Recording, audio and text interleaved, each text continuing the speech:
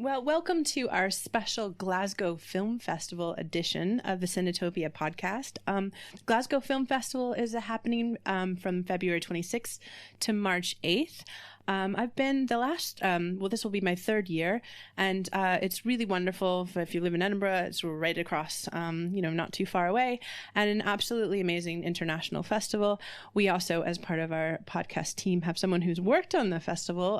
Carice, you worked in the industry team, correct? Yeah, so I worked with the industry team the last 2 years. Unfortunately, the first year that I had the opportunity to work with them, Beast from the East happened. Oh, right, I remember. The entire industry program basically didn't go ahead, bar one great panel with women in film and TV, because the women fought through the snow to have their panel. It's a great festival to work for. The festival team's quite small, though a little bit bigger this year, but it's a few hands put together quite an impressively broad-reaching festival. There's always really exciting immersive events. So this year they've got a whole dystopian theme to their retrospective strand. So they've got Blade Runner showing, Stalker, Strange Days, and they'll all be showing in the same venue. So throughout the festival, that space will have, I imagine dark lit, lots of blue light. They're always really great at kind of dressing those spaces and bringing in extra little special activities, things to kind of enhance the experience for cinema goers. The program's obviously great. They've got Proxima opening this year. How to Build a Girl is the closing gala, which I myself am very excited about. I'm not sure if I'm going to get a ticket, but I'm hoping to be able to pull in a favour at last minute. Caitlin Moran, who's the author of the book that the film is based on, is going to be there, and she's just great. Yes, it's a great festival. I really enjoy it. Yeah, I too missed a few of those industry events the first time, but the second time got to a few and really enjoy the Film Hub Exhibition Day as well. So I'm going to try to make as many industry events this time as well. They work with a lot of partners that are Glasgow based as well, like Film City Futures. I'm going to try to make as many of the industry events. I really enjoy the Film Hub Day that they run, and make it to as many films as possible as well. So we are actually going to review 3 films that are going to be in the Glasgow Film Festival this year. Jim, which ones are they? Yeah, so we're going to review 3 films. A couple of them been on the festival. Well, actually, they've all been on the festival circuit quite a bit, and we're cheating with one because it's also playing at the Edinburgh Iranian Festival, so it's kind of serving double duty on our festival previews here. They're going to be Bacurau, Sun Mother, and True History of the Kelly Gang. So we'll take a look at each of them. I think it's quite a good range of the different types of features that are playing at the festival, some smaller features, and then another one which is quite large and will actually be coming out in theatres very soon as well.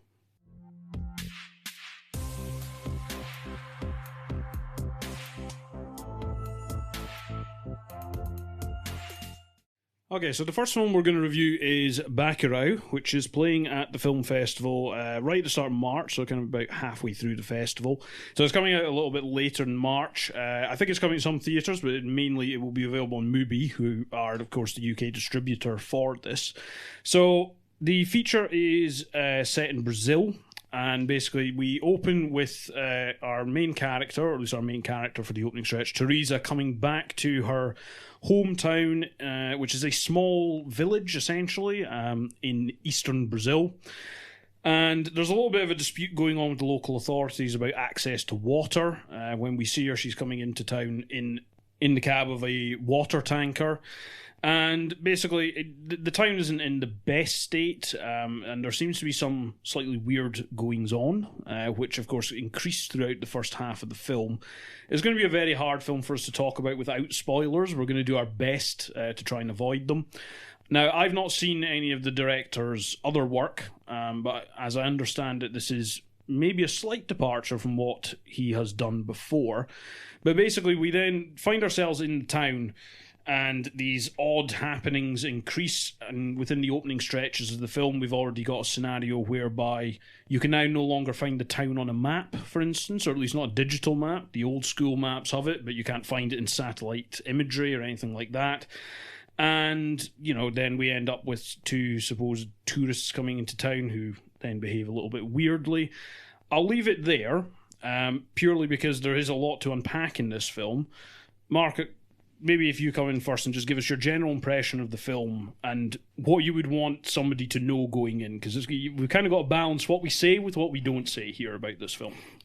I just want to say I love this movie so much. Kleber Mendonça Filho is one of my he's only got 3 features to date, this being one of them, and he's already emerging as one of my favourite directors. Neighbouring Sounds, his film from 2012, is a sort of fantastic ensemble of a small street suburb in Recife in Brazil, and his most recent film before this is an exquisite piece of work called Aquarius, which would recommend. It is on Netflix UK if you're interested. It stars Sonia Braga, who is also in this film. She plays a character called Domingues, who's the rather invective doctor with a bit of a temper. Reasons for loving this are so varied because it's such a varied movie. When you begin, there are some very straightforward adumbrations that we need to take into account as they're driving this water cooler through the, as Jim mentioned, the eastern Brazilian Sertão, the outback, the backcountry. There are some strewn coffins on the road, which, I don't know, that's not always the most cheery sign. Before that, we see a dead body on the road too. And when they make it to the village, one of the first things that happens is that her Teresa, played by Barbara Collen, her suitcase is taken from her and passed around a crowd of people in a very crowded house in just a really strange and beautiful kind of moving way. And you don't quite understand why it's moving yet. Her suitcase is opened up and some important contents are taken out and distributed among the inhabitants. We realise that she's coming back to the house for a wake for her grandmother, who's an important figure in the town. And what emerges from that first setup and then all throughout the film is just a really deeply beautiful sense of communitarian ethos, a communitarian spirit. There's a moment later on in the film which I think demonstrates that perfectly, which is the son of the matriarch, the son of I think it's actually Teresa's father, speaks to somebody who's asking why they don't use the church as much anymore. And his answer is quite simple. He says, if what makes you happy makes us happy. And that's an ethos which runs through the entirety of the film when it's concerned with the village. It's a very varied and diverse community that they have. There are sex workers work there just, uninhibitedly. There are trans characters. Nobody seems to have much in the way of beef that they can't just squash immediately with a wee conversation. I think this is a beautiful movie. Are you as enthused but bewildered by this film as me and Mark both seem to be? Yeah, absolutely. I'm the same as you, Jim. This is my introduction to the director and his film work. I loved it. Sort of things that you've mentioned so far in terms of these coffins that are just strewn about anywhere. There's this great sort of DJ news presenter, almost like hype man that's there constantly. That's a really sort of interesting aspect of it, whereby news is spread around the community through him, speaking through a speaker that's sitting in the back of his car, or maybe there's a couple of folk who live just outside the town who, as they see strangers or something odd, someone coming in, they'll send a little voice note and that spreads around the town. So something kind of, I don't necessarily know what that does, like why it's great, but it creates a real sense of a unique space, a really unique point in time. The film, from what I gather, is meant to be sort of set a little bit in the future. I don't know how necessary that is. I guess there's technology involved that perhaps is why they feel the need to sort of establish that, but otherwise it could kind of really be whenever, wherever. Yeah, so I also love this film. It is batshit. I mean, let's not beat around the bush here. It is a supremely strange film. But what I liked about it is it's one of these films where I didn't really feel like it was being weird for weird's sake. I do feel like there is something behind each of these elements. In particular, so we're introduced at first to obviously the citizens of Bacurau, right, the town. But now some reviews have gone into kind of explicitly where the film goes from here. I'm not going to do that because I think it would be quite good to go in, reasonably fresh. But needless to say, there is a set of characters introduced who are not local. They are from outside Brazil. I think they're a mix of nationalities, but primarily American, who then begin to serve as our antagonists. And it's very interesting the way the character dynamics work with them in terms of how we observe the interactions that Mark has spoken about with the citizens of Bacurau, and how it's kind of, quite harmonious, or at least kind of, it's very, everybody gets along compared to the interactions of these antagonist characters. And both in terms of just the way that these characters carry themselves and the way that they interact with the citizens, because needless to say, they do end up interacting with them in not particularly wholesome ways, let's say. And basically, this film accelerates into, quite high levels of violence, I think. Again, it's very hard to talk about this without explicit spoilers, but I think it's fair to say there are antagonists and there is violence involved. And I think the different things that are woven into this story with those characters and why they're there, the way they interact with one another, and even kind of the tools and props that they use to go about, their purposes within the story. It's really interesting, and I think there is a lot there. I feel like I saw this film several days ago, and I feel like I'm still unpicking it, and it's really going to benefit from a second viewing. It's worth saying that the cast are absolutely superb. On the antagonist side, there's Udo Kier, who kind of like plays a German who is heading up this group of people. Absolutely superb, as you might expect. And the reason I'm saying that, it's an antagonist group is not a spoiler is generally his presence in the film is rarely an announcement of, some sort of warm, fuzzy result heading the film's way.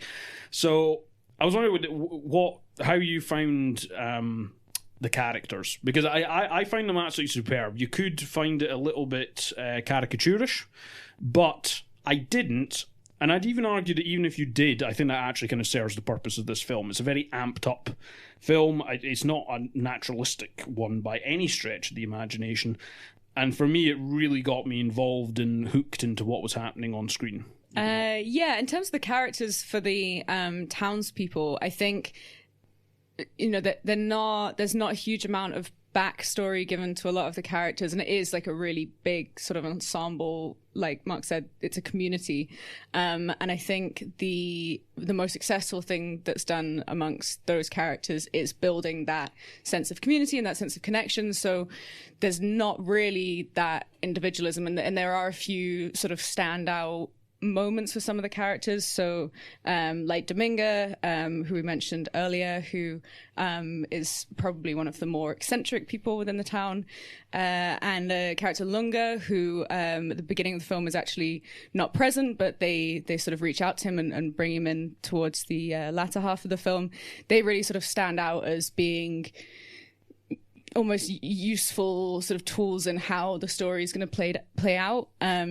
But the moments in the beginning, the characters themselves, they all sort of, they move as one. The scene we mentioned of the suitcase being passed around, they're all standing there quite close and packed in, and they all hang out in that town together. And it sort of does something to create that sense that you maybe get in Oliver Stone's U-Turn, where a sort of a stranger comes to town, and that town is sort of odd and offbeat and uncanny, but they all kind of share a sense of, they know each other and they can almost communicate without having to say anything. So I mean, I really appreciate the community ensemble cast. And that community ethos is actually mirrored in the narrative of the movie as well, and in point of view, because there isn't, although Teresa is kind of our identification character for the most part, she's not in it for all that much in the film. We do shift around a lot, and that speaks to that thing about the community that matters more than any one person in it. Although there are, and I want to single out a few of them because they're so joyous. There's a kind of bard who's always plucking on on his electric guitar, and then when two tourists come to visit, kind of improvising some dog roll for them, which is just delightful. And I think we should also talk about the way in which the film as in the director's film, I should say this is co-directed. It's not just Kleber Mendonça Filho, it's Juliano Dornelles, who was a production designer on the previous 2 movies, and his, I think his solo debut feature is upcoming soon. This film is inevitably going to be seen as a film in reaction to the election of Jair Bolsonaro. Not that the director's other 2 films to date haven't been extremely engaged and political. They are, but they were just markedly for different periods. Whereas this one, even though it was in development before Bolsonaro was elected, it's definitely going to be seen as a reaction to that. Yeah, there's definitely a distrust of authority figures in this film. There's a mayor character who's treated with quite high levels of disdain.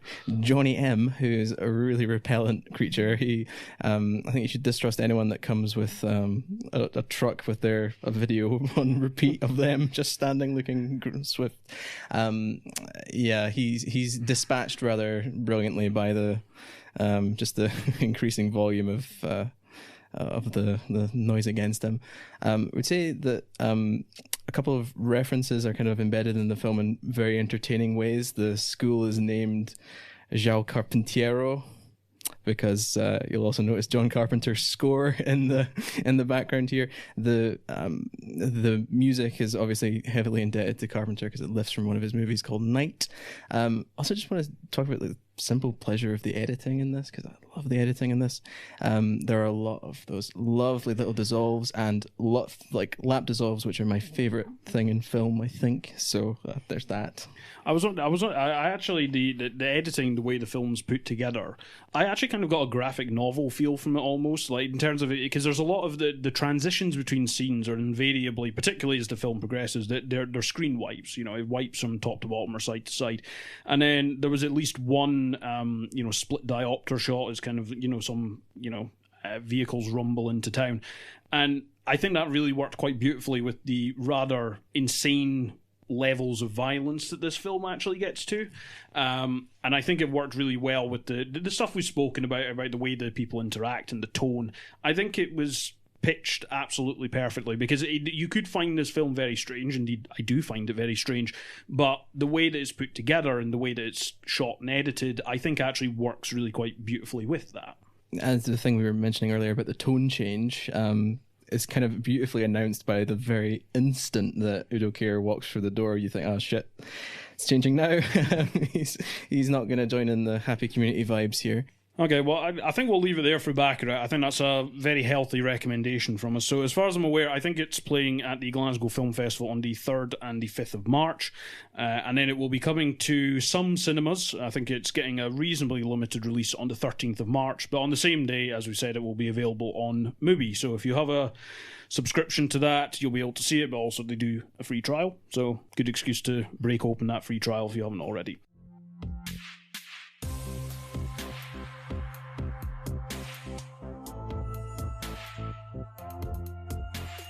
Okay, so the next film we're going to talk about, which is playing at the Glasgow Film Festival and is also coming out in cinemas very shortly after and has been on the festival circuit, is True History of the Kelly Gang. Now, this is it's based on a Peter Carey book about the life of kind of infamous Australian outlaw Ned Kelly. And it basically follows his life through 3 different segments, which have been delineated. Boy, which follows his life as a child, with his mother in Australia, obviously, and his mother is Irish, his father is Irish, and their interactions with kind of the local colonial authorities. The second segment is Man, where he's now a grown man and is becoming the man, the myth, the infamous legend, if you like, Ned Kelly. And then the final section, Monitor, which leads up to his quite well-known final stand against the authorities when he was finally kind of brought to justice, I suppose, is maybe the way you'd put it. Ned Kelly's played by George Mackay, who of course has been in quite a lot of things in the past few years, but I think 1917 is probably what most people will probably know him for now, even though he has been quite a lot of things recently. So this is screening at the festival on the 27th and the 28th, and the 28th is in fact the day it comes out in cinemas nationwide. It's directed by Justin Kurzel, who has directed a few things before. Snowtown, which I've not seen, but the features that I have seen are Macbeth. He did an adaptation of that, which I was actually rather keen on. I seem to be in a minority on that one, but I was quite taken with it. The follow-up to that was a video game adaptation, Assassin's Creed, which was a bit underwhelming. I don't think it's as bad as it was made out, but it's not particularly great either. So this is kind of his return to home turf. Justin Kurzel is Australian, and he's gone for a very stylised approach to this, I think. Carice, you're the other person in the studio who's seen this besides me. What did you make of the film and how they've approached this? I've not read the book, so I don't know how it works as an adaptation, but how did you find it as the story of Ned Kelly? Yeah, I mean, this is my sort of first learning of Ned Kelly as a character. So, yeah, I mean, it's a film that, tonally speaking, seems to sort of range from horrible to ghastly, which for a viewer is fairly relentless. It doesn't really let up. It doesn't really give much time to consider what it is that's being told and what it is we're meant to be feeling and where we're meant to be sort of positioning ourselves as viewers. I guess the things I do like are, so obviously Boy being the first chapter, Ned Kelly is initially played by a young actor called Orlando Schwert, who I think is significantly better as an actor than George Mackay, but I no secrets in my dislike for George Mackay as an actor. I'm sure he's a lovely man. So Orlando Schwert playing Ned Kelly as a young boy, and that's throughout the whole of Act 1. I think Act 1's probably the best bit of the film for me. You start to get an idea of the world that this boy is living in, daily struggles that he and his family have to go through. But as it shifts into the rest of the film, I feel like that young Ned Kelly character, even though he's very quickly corrupted, is sort of left behind as the only pure or good thing in the film. And I'm not one that thinks that films need to have moral binaries that these are the good guys and these are the bad guys. But in this film, it doesn't do that. It feels like everyone is just bad, and I don't really know if I'm meant to be feeling sorry for anyone. And I think there's the point I particularly kind of came to this feeling is in the epilogue of the film, the voiceover narration of George Mackay as Ned Kelly is addressing his son, and he says to his son something along the lines of, "Remember, you are a Kelly and you are loved." And I don't really know what "You Are a Kelly" is meant to make us feel. Like, all of the Kelly characters are pretty awful. I mean, Essie Davis as the mum is probably the only one who we can maybe feel sorry for, but I guess I don't really want to sort of feel sorry for her. I want to feel like she does something great, she has some strength, but actually she's equally kind of part of the problem and makes some quite dubious moral choices involving her family. And I guess also Kate, who's Ned Kelly's sister, is also quite innocent, but perhaps too much so. I feel like she's almost created as like a bit of a idiot character almost. Like, she doesn't say anything. She's just kind of like used as a prop between these two. There's certainly very little agency in that character. Yeah, and there's something to the fact that they don't, so Nicholas Hoult, who's introduced partway through the film as Ned Kelly's counterpoint, makes sort of advances to Ned Kelly's young sister, and she doesn't really get a say in this. She's spoken to, but she doesn't really answer. And yeah, so go back to my initial point. I don't really know what "You're a Kelly" is meant to mean and what that's meant to make us feel. And the fact that "You Are Loved," I think, is a lie, because we don't really know what happened to the child. He definitely isn't brought into a world that has much love in it. And I definitely found myself just at the end of the film thinking, what was I meant to get from that? As something that's a new adaptation and a new creation of an old story, you'd like to think that it's deliberately bringing something relevant to the point in time that we're in, or just kind of relevant to human nature, something new to be said about human nature. And I don't really feel like it does that. I think I'd kind of agree with that. I think I perhaps got more out of it than it sounds like you did. But the issue is that I can point to any one thing in this film and find something to it. I think there's connecting segments that are visually very interesting. I think the finale of the film is shot in a very interesting way, and and if I'm being perfectly honest, this is also what I liked about Kurzel's Macbeth. It had a lot of issues, but there were certain visual elements that I kind of really, really liked. There are here as well. The problem is, when you bring all these things together, and there are a lot of good things, like so I don't have the same sort of like dislike for George Mackay as an actor. I think he does an okay job here. I think he does reasonably well. All the characters around him, I think, fulfill their roles very well. I think Nicholas Hoult, it kind of gets the bulk of the antagonistic running time. We are introduced to Charlie Hunnam in the first section, who's doing a similar sort of thing. And they all do very good jobs, I think. But the problem is, it doesn't really coalesce into much. And there's actually a little bit of overlap with Macbeth, really, in the sense that this idea kind of like that a man doing reprehensible things and kind of what the motivations are. And this is where I think some of the stuff you said about the culpability of his mother comes in, because she's almost, for bits of it, kind of like a little bit like a Lady Macbeth type figure to me. So it almost feels like there's some overlap, but it's not really saying much of a huge amount of interest, if I'm being honest. There are plenty of segments I can point to and say, visually, I find that really interesting. I find that really engaging, but I don't know what I was trying to say with it. And in particular, the second and third segments, in terms of a narrative structure and the progression of it, I mean, I don't think it really hung together at all. Yeah, I found myself quite confused by the world that I was in as well, as to the distance between one spot and another spot, because for a lot of it, the setting is this sort of wooden house in the middle of the Australian outback that the Kelly family live in. And then, due to various reasons, Ned Kelly sort of separated from his family, and that time span is about 10 years, I think, until he returns to his family. And you're introduced to that second section with him in a room that Nicholas Hoult is also in. And then he for no particularly well-explained reason, George Mackay decides to return back to his family. And in my head, I felt like those were two very different worlds, two very different spaces, both geographically and kind of practically speaking. He was maybe making a choice to sort of step away from that world. And then all of a sudden, Nicholas Hoult is there within the space of the family home. And I'm that sort of led me to be a bit confused as to, has he been just sort of down the, I mean, I know that nowhere's really down the road in Australia. Like it's a massive kind of vast nation, but has he just kind of been down the road for a little bit, just killing time, wrestling in a room of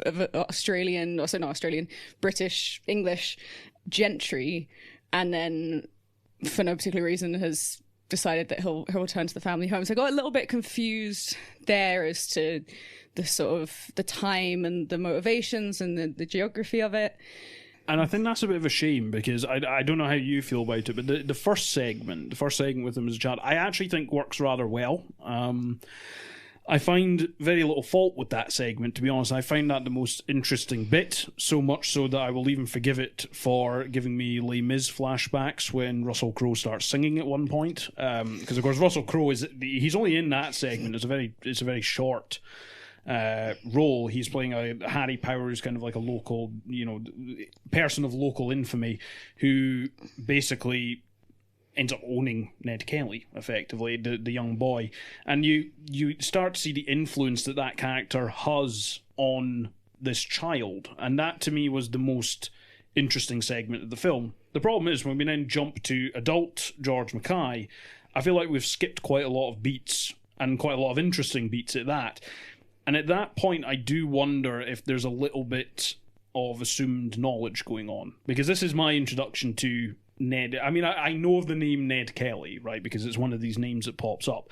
But I knew, and probably still know, very little about the story of his life. So I am wondering if there's a certain amount of assumed knowledge there. In particular, I understand like the final stand that we see, that's kind of like a very noted incident. So it's more a case of I don't I don't feel like it's telling a story very well. That's the thing.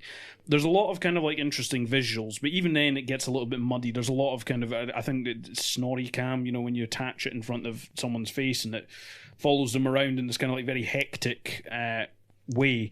That's used more than once, and I don't feel it particularly adds much. It's almost like it's meant to be hinting to the idea of kind of like the Ned Kelly losing his grip on what's happening and him kind of spiraling a bit, but it doesn't do that particularly well. That's the key thing. I don't think it's a particularly well told story. There's interesting visuals, I think there's some good acting here, but it's not a very well told story. And in that regard, I then start to look back at Justin Kurzel's other films. The reason that Macbeth worked quite well for me was the fact that it was an adaptation of Macbeth. You then look to something like Assassin's Creed, which of course is a very different type of film, but barely coherent. And I'm not really finding a lot to latch on to in the last two segments of this film, which I think is a shame, because the first one I think really had some potential there. Yeah, absolutely. Like the stuff that's introduced in the first act, they basically, that happens. So you've got the the sort of steel house, I guess, that Russell Crowe kind of hides out in, that's completely bulletproof. That's brought back in a very like obvious of a way. You've got the line from Russell Crowe where he says that every man's got to write his own story. Don't leave it up to the English to tell it. They'll only up and steal the proceeds, which is obviously quite a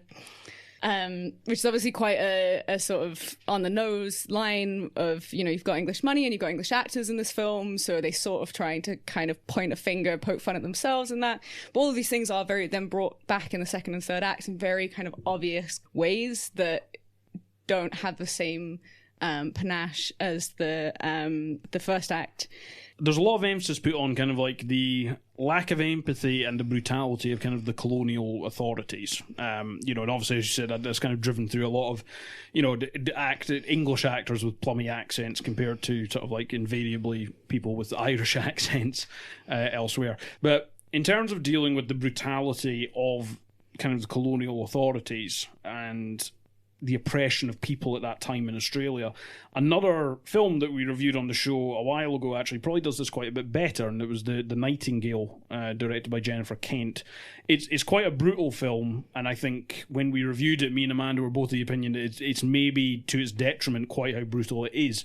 But in terms of the quality of the filmmaking, the quality of the storytelling, I think it does some of the stuff that this is actually looking to do quite a bit better.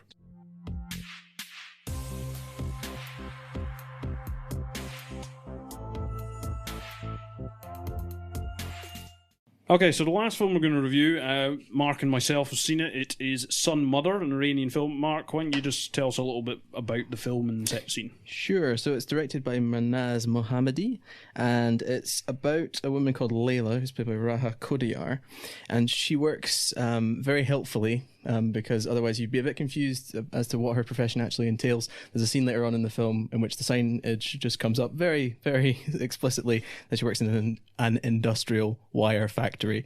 Thank you very much for the clarification. I'll say this film wastes absolutely no time getting into the emotional trap it's set for its main character, which is a brutal one. She's a widow. She has two children, one of whom is called Amir. He's played by Mahan Nasiri. He's a boy of, I want to say, about 9 or 10, and she has a younger daughter. While she's working at the factory is under sanctions currently and looks as though it might close, so it's starting to lay people off. She, for reasons I've got suggestions about, but I'm not absolutely clear on, is sort of kept on despite her being late almost every day because she refuses to take a bus ride from the bus driver, whose name is Kazim, it's played by Reza Budi, and he is a widower who's proposing marriage to her constantly, and she begins to weigh up the proposition in her mind. Unfortunately, the proposition comes with a bit of a caveat, the caveat being he has a young daughter, and step siblings, if they're of different sexes, can't live in the same house together, and that's what sort of drives the conflict from there. Yeah, and I think really I would heartily recommend this film. I really got very deeply involved with it. I'm gonna just take one issue with the opening shot is literally a pile of wires being taken out of a facility. I know, but I was also okay. So it's definitely a wire factory. But anyway, that's fine. besides the point. True. But you're completely right about the fact it wastes absolutely no time in getting into the crux of the matter. I think pretty much straight after that shot, we're straight into her superior's office and setting the scene for the fact that she's in financial difficulty. She's having difficulty keeping up with kind of her responsibilities both at home and at work. And really, I thought it was absolutely superb. I think the central performance as Layla is really, really well done. I think what's also interesting about the film is, again, without giving too much away, there is a change of character focus in the film, right? So obviously, we see kind of her wrestling with this choice of whether to, because basically it's the cost of security over keeping her family together. And obviously the dynamics develop as to what is informing her decision there, and then we focus a little bit more on the son in the second half of the film. And I think what's quite remarkable about it is it completes that transition very well, and also the son really doesn't have any dialogue. Or it's very minimal, like it's very, very sparse, and really that's another superb performance. And the fact that it balances those two whilst keeping a coherent kind of thread about the cost of these sacrifices that are made and the impact it has, whilst also giving a little bit of a glimpse into some of the difficulties that you can maybe have in Iranian society as a single mother. I think it's all dealt with extremely well. I think it's done quite naturalistically for the most part. There is one brief scene when we're in the son's school where the editing becomes a lot faster and a lot more dynamic, and it's very brief, but it makes quite an impact, and that speaks to, I think, how well and how precisely it is put together before then, in terms of the way that characters are framed and shot and the pacing of the film.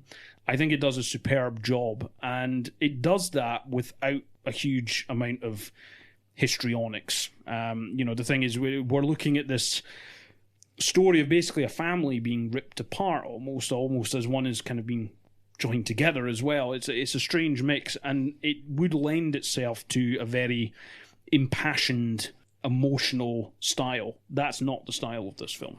Yeah, and it's worth saying too, the cinematography is almost exclusively in like grey pallor, and you just looking from a frame, you could tell exactly the emotional tenor of the people who live within those frames.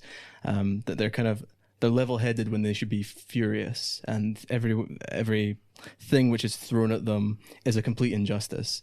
But they take it as they look wearied. I mean, they always look wearied, but they have just enough resilience to try and pass on, which should become insurmountable as the film goes on, because the stuff they have to put up with is quite ridiculous. There's an interesting, almost metafictional aspect to this too, because if you want a way in which this film specifically kind of reinforces the way in which women are subjugated in Iranian society, is the fact that she's wearing a hijab indoors, which Iranian women do not do. The hijab's only for hijab or the chador, which she wears in the film. They're only things you wear in public. So the fact that they're indoors, and it's essentially a point of Iranian censorship that if a woman is on screen, she must be covered. And so the film is sort of reflecting on that by having to abide by those own laws. It actually makes an interesting contrast with another film I saw last year, which I think a lot of people did. It got a lot of press. It was Capernaum. And the thing is, there is a segment which kind of, if you've seen that film, will remind you quite strongly of it, because there is a segment where the son has to fend for himself for a period. Without going into details, that's basically what's happening. And it's this idea, kind of this child tooling around this Middle Eastern city, kind of like, doing what he can. But the contrast is really quite remarkable. Now, I quite liked Capernaum, but it does rely a lot on other stylistic elements to evoke the empathy required for that child. What's remarkable in this film is it kind of does that in a very, I don't want to say mundane, because that seems like it has a pejorative meaning, but it's a very muted tone, right? Mm-hmm. It's presenting it as just something that's happening, and that's what makes the impact. It's the fact that nobody's really batting an eyelid. That's what he has to do. And that kind of speaks the way it presents that speaks to the style of the whole film. It's very muted, it's very downbeat, it's almost quite depressive in a way, but that is central to the core of the film. There is no catharsis here. There is no uplifting moment, but it is a wonderfully told story. I think that's probably to do with some of its influences too, because I think you can definitely sense it's not just helped by the fact that they look kind of similar, but the 400 Blows, the wee boy does remind me a wee bit of Antoine Duanel. But there's also a Dardenne brothers feel to the film, in the way that there's a scene where the young son is kind of tracking the bus driver and trying to catch up with him and confront him, which very much looks like a reversed following shot that the Dardennes do, where they have someone follow someone down the street. The other point I wanted to make was about the way in which people try and help Layla, which is maybe one of the most depressing things in the film, because the only people who try and help her are those who are in no position to do so, or if they're in a position to do so, can't do it well. One kindly older gentleman tries to help her out, says that he'll look after her son so that they can get the marriage sorted and helpfully establish that family unit coherently so that he can go back and live with them. He's in no place to do that. And the next door neighbor, the kind of she's constantly spouting an aphorism. She says, "As the prophet said," or "as the saying goes," and that's not necessarily a good life philosophy to live on. She tries to help in a way, I think sincerely, but just incompetently, and it just solidifies the tragedy. Yeah, I think we'd basically heartily recommend this film. There are multiple opportunities to catch it. So it is screening at Glasgow Film Festival. If you're an Edinburgh resident and you can't make it through to Glasgow, it's also going to be showing at the Edinburgh Iranian Festival on March 6th, so you'll have the opportunity to catch it in Edinburgh as well.